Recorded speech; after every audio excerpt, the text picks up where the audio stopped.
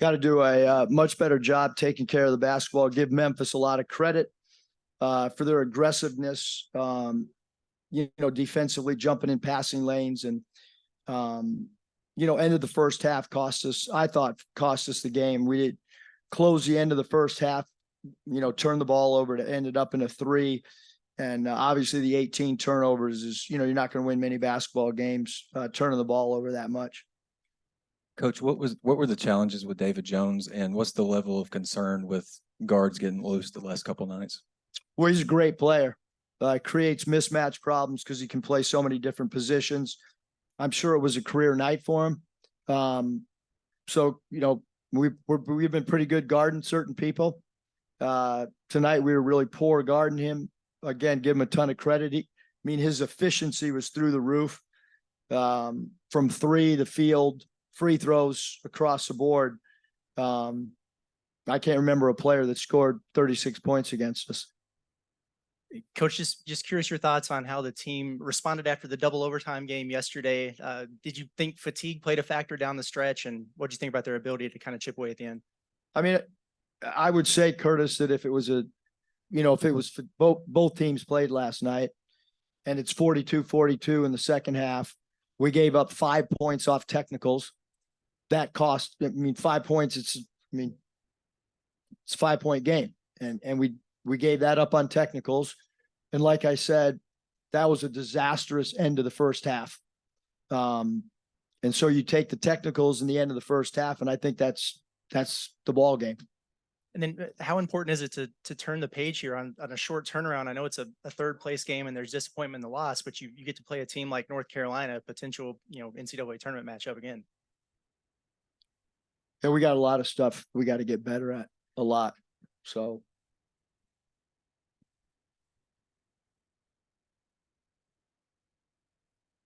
Coach, first time that Arkansas and Memphis have played in almost 21 years. Does this there's been some clamoring, at least on the Memphis side, for renewing this rivalry. Does this sort of environment, this night, this competitiveness? That's a tournament. Yeah. I don't know if anyone was at the Villanova UNC game. That was incredible. Environment here has been incredible for all the games. I thought last night's game was a great atmosphere that we played in. Do you see this? I don't do the schedule. Okay. Coach, were there any commonalities or trends that you saw with the 18 turnovers tonight? Anything just stand out above? I think Memphis is really aggressive defensively. They gamble, they jump in passing lanes, they switch, and I thought they did a great job, and we didn't handle it. And so you have to give credit to their defense. Their defense was much better than our defense, and their offense was much better than our offense. And yet we're looking at a 5-point game. As I've mentioned, 5 technicals. Devo, you guys good with me? Yeah. Was the foul trouble late? Is that kind of, somebody asked this, but just kind of a product of your team withering away energy wise after, double overtime last night and after, 15, 20 minutes of game time passing? Yeah. I don't think that the way that the schedule has laid out for us, just call it luck. We were the last ones into Nassau because of a 5-hour delay. We had the last practice time on day 1 that we all practiced here, which would have been Tuesday. We had the last practice time the day of the game, which we couldn't even use because it was too close in our eyes to. And then we had the shortest turnaround coming off a double overtime game. So to say that you would have a double overtime game and play at 7:30, our game, we didn't even get back to our hotel or into our rooms until about 12:45, and we played at 5. So I think it would naturally, I'm sure it affected my wife, who was a spectator here, but there's no excuses when you come to this type of tournament. You roll with what the schedule says. So there's no excuses. Memphis beat us. So I want to be perfectly clear. All the credit to Memphis. They outplayed us. They beat us. He turned the basketball over. Having said that, I think if fatigue was a major issue, we would have seen a little bit different score in the second half. And I think if there was 5 more minutes in the game, our team would have continued to play and compete.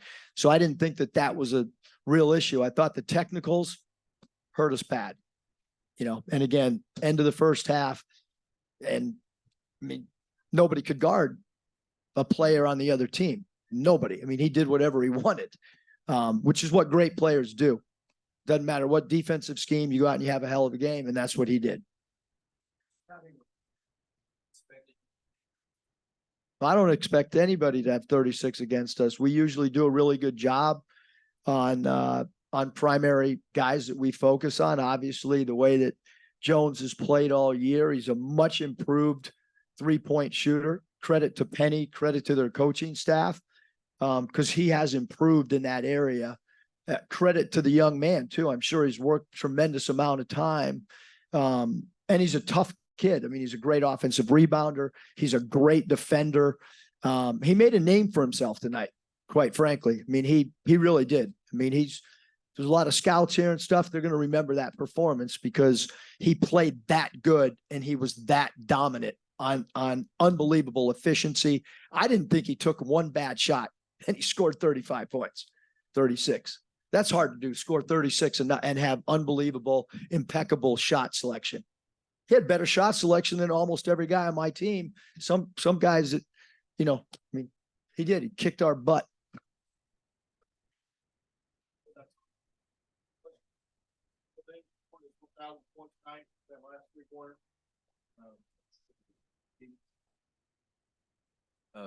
Devo, what were the challenges? I know Coach just spoke at length about the challenges with David Jones, but what was your kind of opinion on what made him a tough cover tonight? Found he got to his spots and he was just making his shots. So we was trying different coverages, not for just him, but for other guys because we was switching different matchups and so he just had a good game. Is there any concern with you that guards the last couple of nights have gotten loose on you guys? With like big score nights? Not really. I mean, we feel that we pretty good at defense. I mean, we work on it all the time during practice, different schemes, different coverages, and we for sure scout our teams that we play against pretty well. So there's no excuse. He just had a good game tonight. Devo, you guys were in a similar position this time last year when you were in Maui. You lost the second game to Creighton and you bounced back and beat San Diego State in overtime.